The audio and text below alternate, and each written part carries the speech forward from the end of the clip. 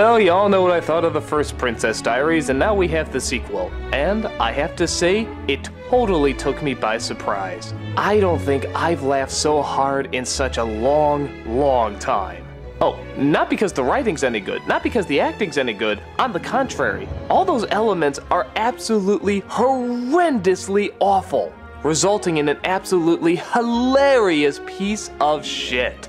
That's right, it's one of those so bad it's good movies. You wouldn't think that with Disney this would be the franchise to warrant such a distinction, but man, it's not only bad, it's nostalgia critic bad. I mean, I'm seriously thinking about putting this on the list someday.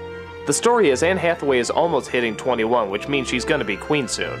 But a bad guy, played by John Rhys Davies, wants to take the throne from her. How do I know? Because he literally announces it. You should be more careful, Your Royal Highness. Somebody might try to take that away from you.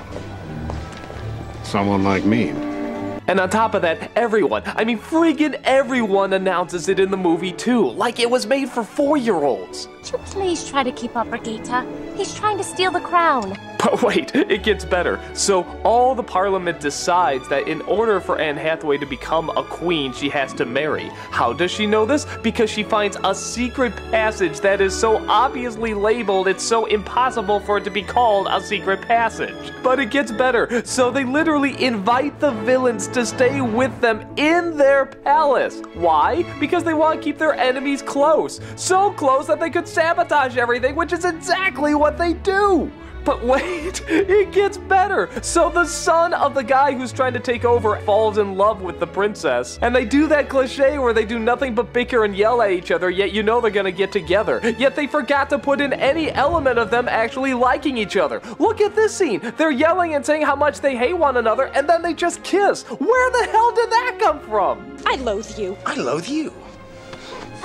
We've seen that cliche before, but there usually has to be something about them that they have in common or they like. And here, there's nothing. They're just forced right into it.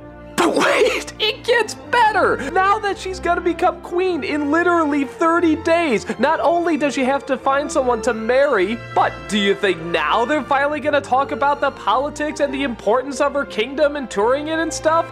No, they have more important things like learning how to wave their fans and having slumber parties. That's right, the fate of their whole nation could crumble in the matter of days, and yet they're going mattress surfing. Oh, the fate of your country doesn't matter when you can be having song sequences with Raven. And it just gets stupider and stupider and stupider. I am thoroughly convinced that this movie, even though it has a PG rating and even though it's marketed to preteens, teens, and even some adults, would only be enjoyed by kindergartners. It is literally written for kindergartners. Sophia the First has more dignity and intelligence than this film. And I enjoyed it from beginning to end. It is that horrendously bad, it's good. So yeah, in a strange way, I kind of recommend it. If you're looking for one of those movies that mocks every cliche and every horrifying storytelling element without it even realizing it's doing it, then this movie is for you. I can understand someone saying it's just a cliche, boring piece of crap that there is nothing actually so bad it's good in it, but man, it was full of it for me. This movie brought me so much joy. God bless you, you horrible, horrible film.